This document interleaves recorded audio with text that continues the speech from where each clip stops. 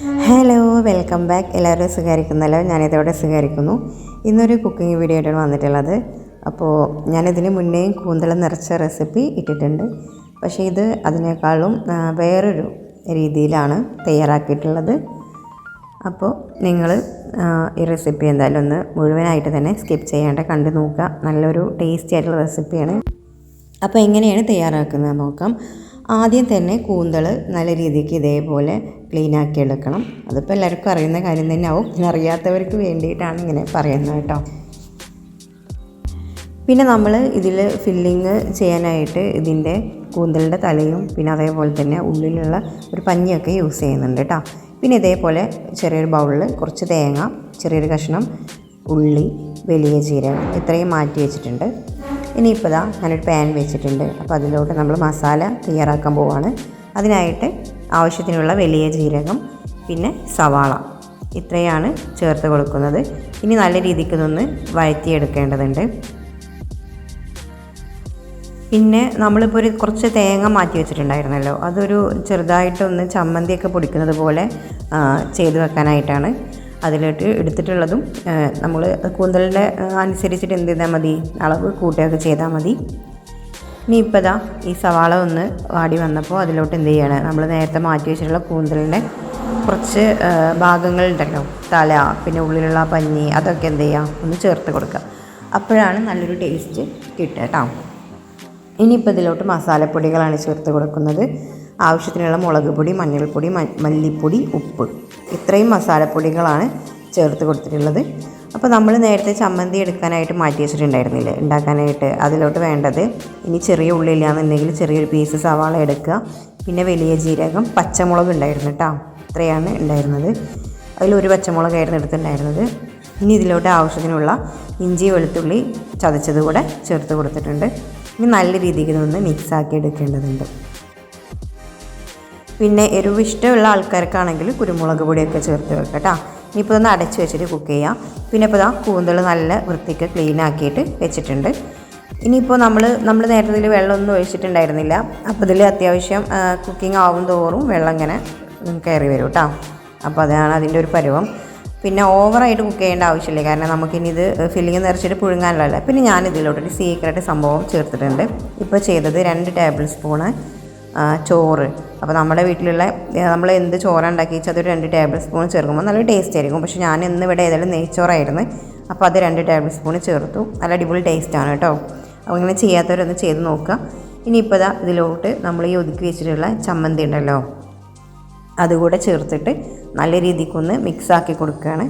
അപ്പോൾ ഈ തേങ്ങയുടെ അളവും അതേപോലെ ഒരുപാട്, ഇപ്പോൾ ഞാൻ ഇത്രയും കൂന്തലുള്ളതുകൊണ്ടാണ് 2 ടേബിൾ സ്പൂണ് റൈസ് ചേർത്തിട്ടുള്ളത്. ഇനി ഇതൊക്കെ നമ്മുടെ കൂന്തലിൻ്റെ അനുസരിച്ചുള്ള ക്വാണ്ടിറ്റി അനുസരിച്ചിട്ട് കൂട്ടുകയും കുറക്കൊക്കെ ചെയ്യാം. ചമ്മന്തി പോലെ ആക്കിയെടുത്താൽ മതിയാവും. ഓവറായിട്ട് അരയ്ക്കേണ്ട ആവശ്യമില്ല, വെള്ളമൊന്നും ചേർക്കാണ്ട് അരച്ചെടുക്കുക. ഇപ്പോൾ ഈ ഫില്ലിങ് നല്ല രൂപത്തിൽ ആയി വന്നിട്ടുണ്ട്. അപ്പോൾ ഇത്രയേ ഉള്ളൂ. പിന്നെ ഈ സമയത്ത് നിങ്ങൾക്ക് ഉപ്പ് കുറവുണ്ടെങ്കിൽ ഉപ്പ് ചേർത്ത് കൊടുക്കാവുന്നതാണ്. ഇനിയിപ്പോൾ ഓരോന്ന് എടുത്തിട്ട് ഇതേപോലെ ഉള്ളിലോട്ട് ഫില്ലിങ് ആക്കി കൊടുക്കുകയാണ് ചെയ്യുന്നത്. ഇതൊക്കെ ഇതെല്ലാവർക്കും അറിയാവുന്ന കാര്യങ്ങളായിരിക്കും, അറിയാത്തവർക്കാണ് കാണിച്ചെന്നുള്ളൂ കേട്ടോ. അതേപോലെ ഉള്ളിലോട്ട് എന്ത് ചെയ്യാം, പിന്നെ ഫില്ലിങ് ചേർക്കുമ്പോൾ എപ്പോഴും ഓവറായിട്ട് ഫില്ലിങ് ചെയ്യാണ്ടിരിക്കുക, കാരണം അത് പൊട്ടിപ്പോവും. ആവശ്യത്തിന് മാത്രം ഫില്ല് ചെയ്യാം. ഇനി ഇതേപോലെ ഒരു ഇറുക്കിലോ അല്ലെങ്കിൽ ഒരു ടൂത്ത് പിക്ക് എന്തെങ്കിലും വെച്ചിട്ട് ഇതേപോലെ ഒന്ന് വെച്ച് കൊടുക്കാം. അങ്ങനെ ഇതേപോലെ ബാക്കിയുള്ളതൊക്കെ ചെയ്തെടുക്കാം. അപ്പോൾ ഇതെല്ലാം സെറ്റാക്കി എടുത്തിട്ടുണ്ട്. ഇനി ഇതൊന്ന് ആവിക്കാണ് വേവിച്ചെടുക്കുന്നത്. അപ്പോൾ ഈ ഒരു ഓട്ടപാത്രത്തിൻ്റെ മുകളിലായിട്ട് കുറച്ച് ഇതേപോലുള്ള ഇലകൾ വെച്ച് കൊടുക്കുന്നുണ്ട്. ഇവിടെ പൊടിയണ്ണീൻ്റെ ഇല എന്നൊക്കെ പറയും, വാഴയുടെ ഇലയാണെങ്കിൽ അതും ബെറ്ററാണ്. അപ്പോൾ നല്ലൊരു ഫ്ലേവറായിരിക്കും. ഒരു നാടൻ മെത്തേഡിലാണല്ലോ ചെയ്യുന്നത്. ഇനി ഇത് ഓരോന്നായിട്ട് ഇങ്ങനെ വെച്ച് കൊടുത്തിട്ട് നമുക്ക് ആവിക്കൊന്ന് വേവിച്ചെടുക്കാം. അപ്പോൾ അതേപോലെ എല്ലാം ഒന്ന് വേവിക്കാനായിട്ട് വെച്ചിട്ടുണ്ട്. അടച്ചു വെച്ചിട്ടൊന്ന് കുക്ക് ചെയ്തെടുക്കാവുന്നതാണ്. ഇനി ഈ ഒരു സമയം കൊണ്ട് ഇതിലേക്കുള്ളൊരു മസാല കൂടെ തയ്യാറാക്കേണ്ടതുണ്ട്. അപ്പോൾ ആവശ്യത്തിനുള്ള, നമ്മൾ എരിവിനനുസരിച്ചിട്ട് ആവശ്യത്തിനുള്ള മുളക് പൊടി, മഞ്ഞൾപ്പൊടി, ഉപ്പ് ഇത്രയാണ് ചേർത്ത് കൊടുക്കുന്നത്.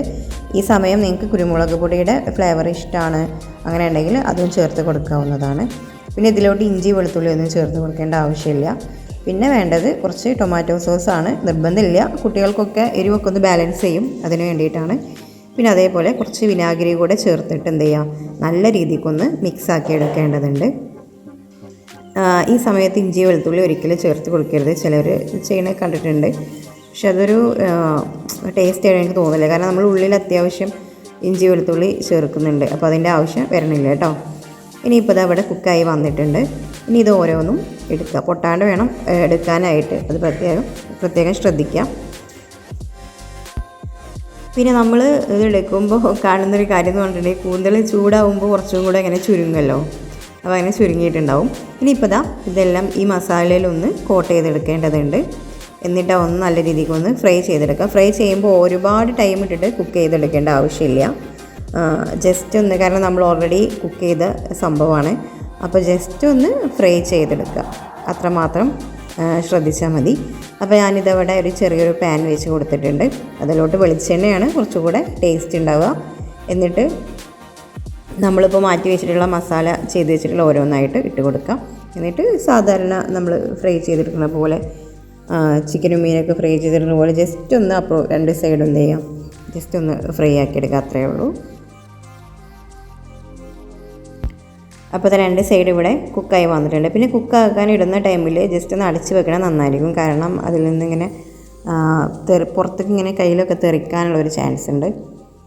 അപ്പോൾ എന്ത് ചെയ്യാം, ഒന്ന് അടച്ച് വെച്ചിട്ട് കുക്ക് ചെയ്തെടുക്കാം. എന്നിട്ട് രണ്ട് സൈഡും നല്ല രീതിക്ക് ശ്രദ്ധയോടെ ഇതേപോലെ നമുക്കൊരു പ്ലേറ്റിലോട്ട് മാറ്റാം.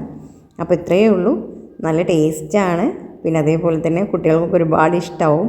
ഇപ്പോൾ ശരിക്കും പറയുകയാണെങ്കിൽ കോഴിക്കോട് ഇത് കഴിക്കാനായിട്ട് ആൾക്കാർ ഒരുപാട് പേര് പോകുന്നുണ്ട്, അത്രയ്ക്ക് നല്ല ടേസ്റ്റാണ്. അപ്പോൾ ഫില്ലിങ് ഇതുപോലെ ചെയ്യാത്തവരെ ഒന്ന് ട്രൈ ചെയ്ത് നോക്കുക കേട്ടോ. പലരും പല രൂപത്തിലാണ് ചെയ്തെടുക്കാറുള്ളത്. അപ്പോൾ ഇനി കുറച്ചുകൂടെ ബാക്കിയുണ്ടായിരുന്നു ഫ്രൈ ചെയ്തെടുക്കാനായിട്ട്, അപ്പോൾ അതുകൂടെ ഒന്ന് ഞാൻ പാനിലോട്ട് ചേർത്ത് കൊടുക്കുകയാണ്. അപ്പോൾ ഇത്രയേ ഉള്ളൂ, നല്ല ടേസ്റ്റി ആയിട്ടുള്ള കൂന്തൽ നിറച്ചത് ഇവിടെ റെഡി ആയിട്ടുണ്ട്. അപ്പോൾ ഇതുപോലെ ആരെങ്കിലും ചെയ്യാത്തവരുണ്ടെങ്കിൽ, ഇതേപോലെ ഫില്ലിങ് ചെയ്യാത്തവരുണ്ടെങ്കിൽ തീർച്ചയായിട്ടും ഒന്ന് ട്രൈ ചെയ്ത് നോക്കാം, നല്ലൊരു ടേസ്റ്റാണ്. എന്നിട്ട് നിങ്ങളുടെ ഫീഡ്ബാക്ക് ഒന്ന് അറിയിക്കണം. അപ്പോൾ എൻ്റെ വീഡിയോസ് ഇഷ്ടമായിട്ടുണ്ടെങ്കിൽ ചാനൽ ഒന്ന് സബ്സ്ക്രൈബ് ചെയ്യണേ. അതേപോലെ തന്നെ ലൈക്ക് ചെയ്യുക, ഷെയർ ചെയ്യുക, നിങ്ങളുടെ കമൻറ്റ്സ് കൂടെ അറിയിക്കുക. ഇൻഷാ അല്ലാഹ് ഇനി മറ്റൊരു വീഡിയോ ആയിട്ട് കാണാം.